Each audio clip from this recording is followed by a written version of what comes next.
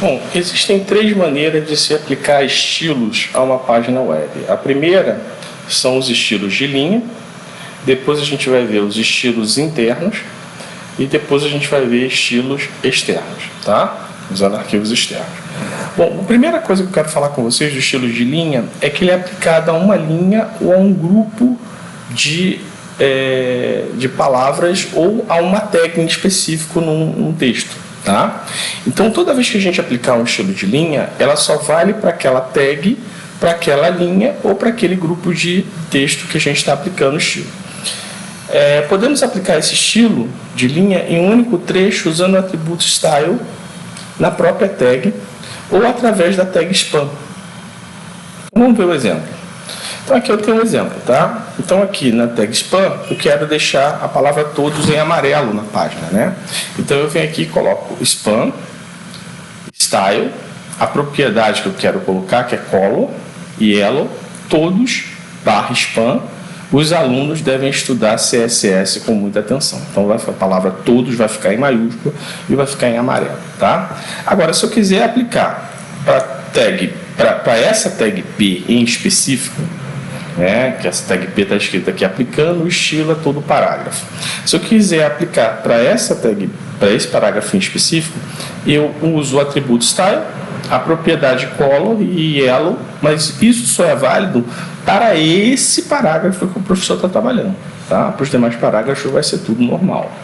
Tá? Então, esses são os estilos de linha ou inline, style, sheet em CSS. O segundo tipo de estilo, tá? O segundo tipo de estilo é a folha de estilo interna à página, tá? Então, aqui como é que eu faço? Lá entre a tag head e barra head, eu coloco uma tag style e barra style e coloco lá meus atributos, que eu quero para esse seletor aqui. Nesse caso, o seletor é para tag body, dizendo que o fundo vai ser verde, que a cor da letra vai ser branca, que o tamanho da fonte vai ser 18 pixels, que a família da fonte vai ser Garamond, que a margem esquerda vai ser distante 72 pixels do início da tela, que a margem direita não vai bater 72 pixels na tela direita e que a margem superior vai se distanciar 72 pixels da margem da linha superior do teu monitor. Então, esse é um CSS interno. Ele só é válido para essa página HTML. O CSS inline só era válido para tag ou para linha, correto? Na folha de estilo interna, essa tag só é válida para a própria página onde ela está sendo declarada, certo? Aqui a gente tem aqui, o CSS interno, tá? Todos os comandos que valem para essa página. E a terceira e última opção de folha de estilo é a folha de estilo externa. Então, a gente vai ter dois arquivos. Um arquivo que é a própria página HTML e o outro arquivo que é um arquivo CSS. Lembrando, toda página HTML tem a extensão .html ou a extensão .htm. Tudo bem? Então, se você criar lá Joãozinho, nome da página. Joãozinho, mais uma vez falo, sem acento, sem o tio, porque não se coloca acento no nome de página. Joãozinho.html. Essa página de Joãozinho ela vai ter extensão .html ou .htm. Se eu colocar lá primeiro ano, lembrando, não se coloca acento nem espaços em brancos em nome de página. Então seria primeiro ano tudo junto. Essa página vai ter extensão .html ou .htm. Tá? Por quê? Porque é uma página em HTML. Tudo bem? Bom, feitas essas considerações, os arquivos CSS também obedecem às mesmas regras. Ou seja, arquivos CSS não tem que ter acentos, nome de arquivos é CSS, e nem espaços em branco. E ela vai ter a extensão .css. Bom, posto isso, vamos continuar os nossos slides. Então, podemos usar uma folha de estilo externa ao arquivo HTML. Para isso, vamos seguir os seguintes passos. Primeiro passo, no Visual Studio Code, eu clico em arquivo, novo arquivo de texto. Aí ele vai pedir para selecionar o idioma. Você vai selecionar lá a linguagem CSS. Tudo bem? Bom, em seguida, a gente vai ter que salvar esse arquivo CSS na mesma pasta do arquivo HTML. Pode ser, isso é uma verdade não muito conveniente, porque pode ser que ele esteja dentro de uma subpasta, dentro dessas pastas todas.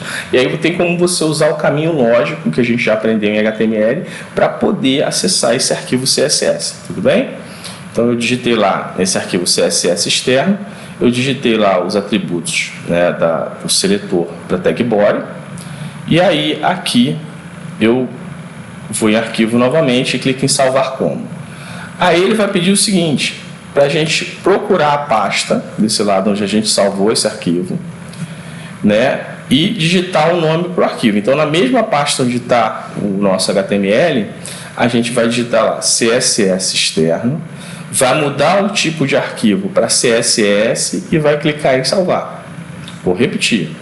Cliquei para eu salvar a página CSS. Eu clico no arquivo, clico em salvar arquivo como, vai aparecer essa janela de diálogo. Procura a pasta onde eu salvei a minha página HTML, clico nela e vou lá e digitei o nome CSS externo, tudo junto, e mudei o tipo para CSS e cliquei em salvar. Então, uma coisa que a gente tem que entender que a gente tem que... Agora a gente já tem o CSS, o arquivo CSS e uma página HTML. Só que eles não se comunicam. Tá? O arquivo HTML tem que fazer uma referência ao CSS externo no arquivo HTML. Como é que eu faço isso, professor? Eu uso a tag link. Tá? Essa tag link ela vai ter um atributo real, que aqui é o tipo de arquivo, que nesse caso vai ser sempre style sheet. O tipo vai ser sempre esse text/css e o href. O href é aonde está o meu arquivo CSS. Nesse caso, ele está no mesmo diretório da minha página HTML e ele tem o nome css externo.css. Tudo bem? Com isso, essa página HTML já consegue ver todas as mudanças do meu que eu fiz no meu CSS, tudo bem? Então esse é um tipo de CSS externo. Eu vou só mostrar aqui o exemplo.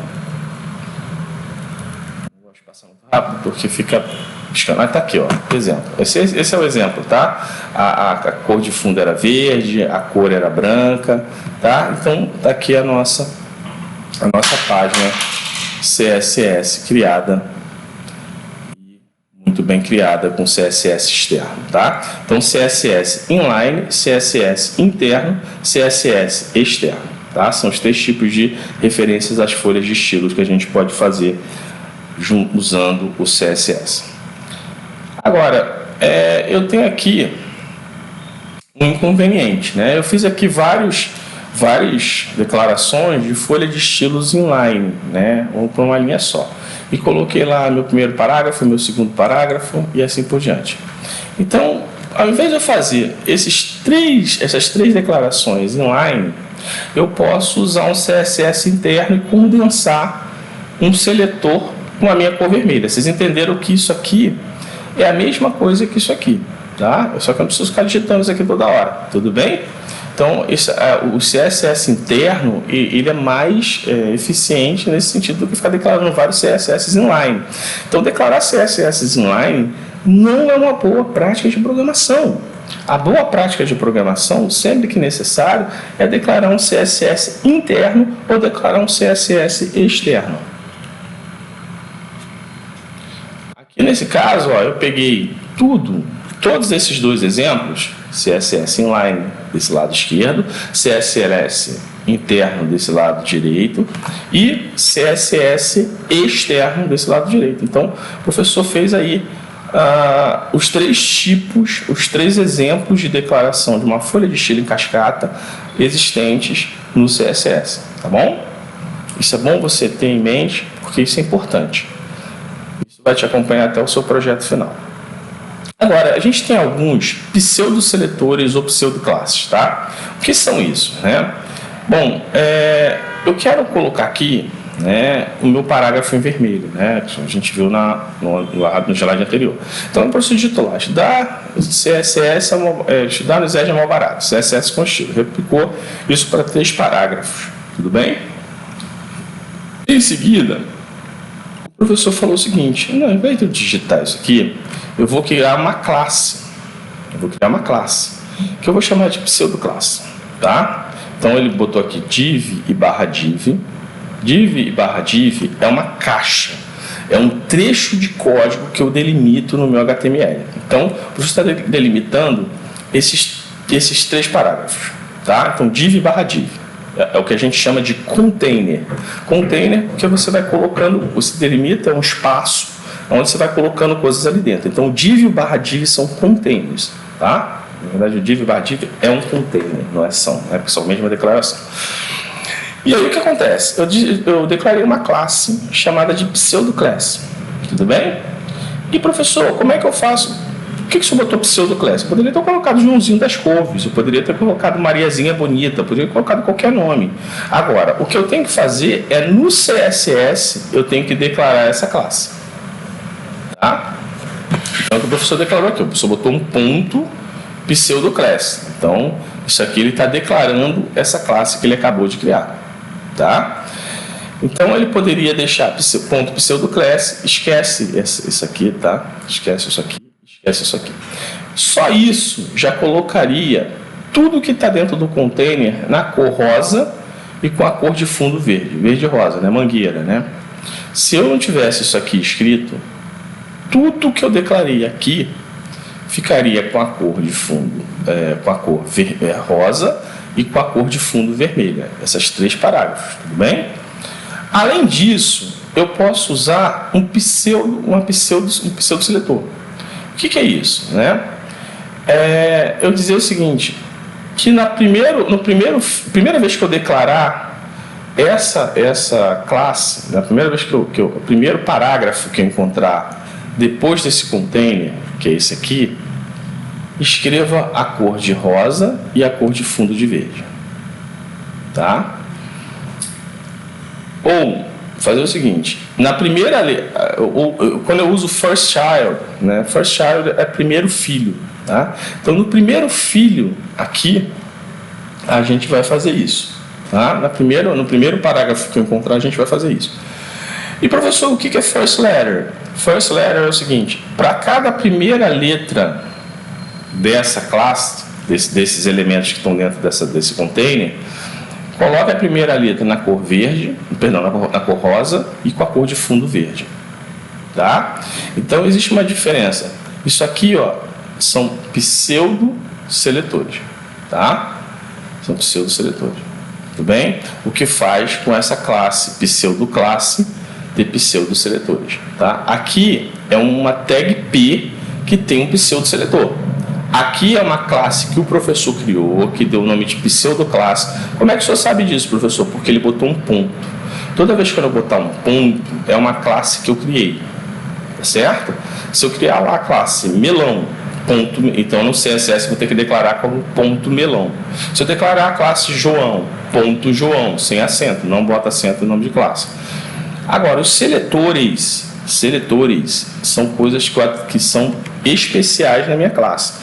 Por exemplo, para a primeira vez que você declarar, para o primeiro elemento, parágrafo que você declarar nesta classe pseudoclass, coloca a cor em vermelho e a cor de fundo em verde. Os demais, você pode escrever tudo em preto e branco, não tem problema, como vai sair do padrão.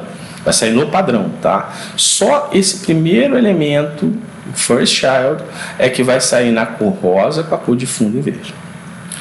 Já aqui, o professor está fazendo o seguinte. Para essa classe que o senhor criou, chamada de pseudoclass, toda vez que você usar a tag P, a primeira letra dessa tag P, coloca a cor em rosa e a cor de fundo em verde. É esse o comando usando esse pseudo-seletor aqui. Então são diferentes. Aqui é uma tag, aqui é uma classe, aqui é uma classe criada pelo professor. Essas 2 classes foram criadas pelo professor. Esse é um seletor que indica a primeira ocorrência dessa tag. Esse é um pseudo-seletor que indica a primeira ocorrência dessa tag dentro da pseudoclass.